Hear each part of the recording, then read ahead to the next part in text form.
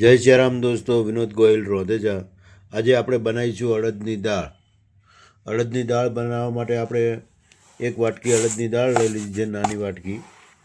પછી એમાં લીલું લસણ અને સૂકું લસણ એ લઈ લીધું છે.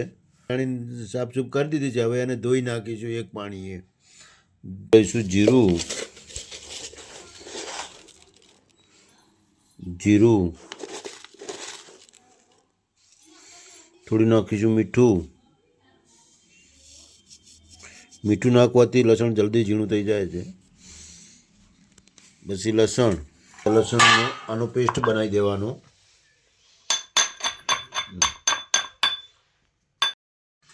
આદુ, પછી મરચાં 4 જેવા મરચાં લઈ લો, તમે જેવું તીખું ખાતા હો.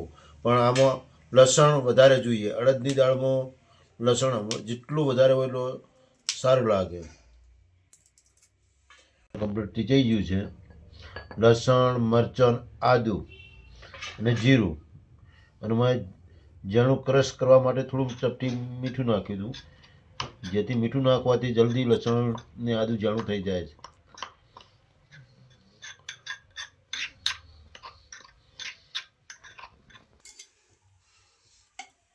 આપણે મોટી 2 થી અઢી ટોકલી તેલ લઈ લઈશું.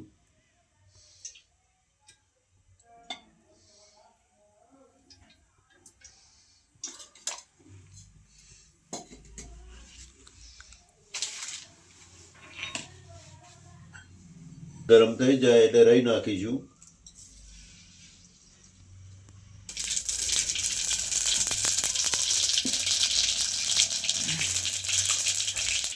રાઈ ફૂટી જાય એટલે જીરું નાખીશું.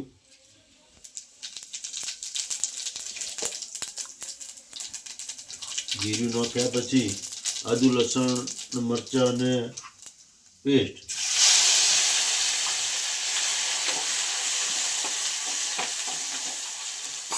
ગેસની ફ્લેમ થોડી ધીમી કરી દઈશું.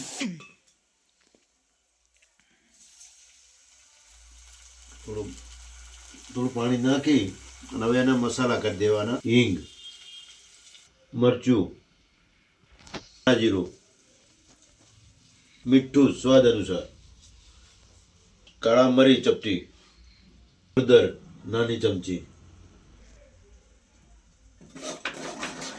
આ મસાલાનું કમ્પ્લીટ હવે આપણે પાકવા દઈશું.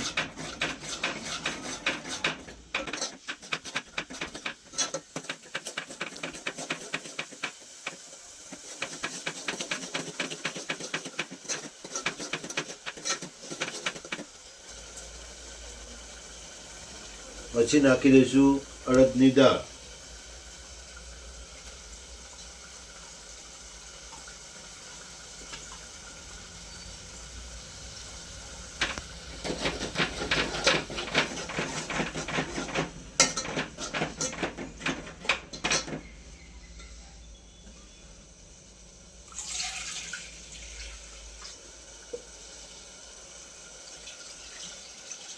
પછી પાણી કરી દઈશું અને એને બરાબર ચડવીશું.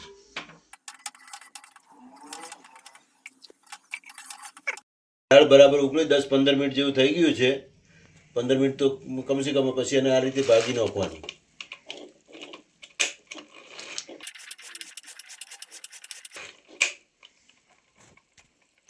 નાખવાનું. ગરમ મસાલો નખાઈ ગયો, બરોબર છે. ગરમ મસાલો નાખ્યા પછી હવે જોઈ લો આ દાળ કેવી બની છે.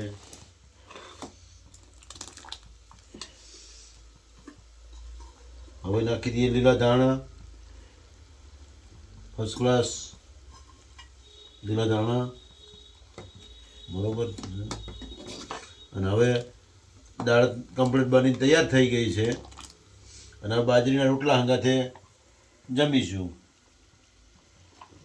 બાજરીના રોટલા બને છે. અડદની દાળ,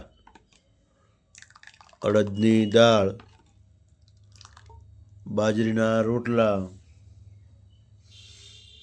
છાશ, ડુંગળી, લીલા મરચાં તળેલો છે.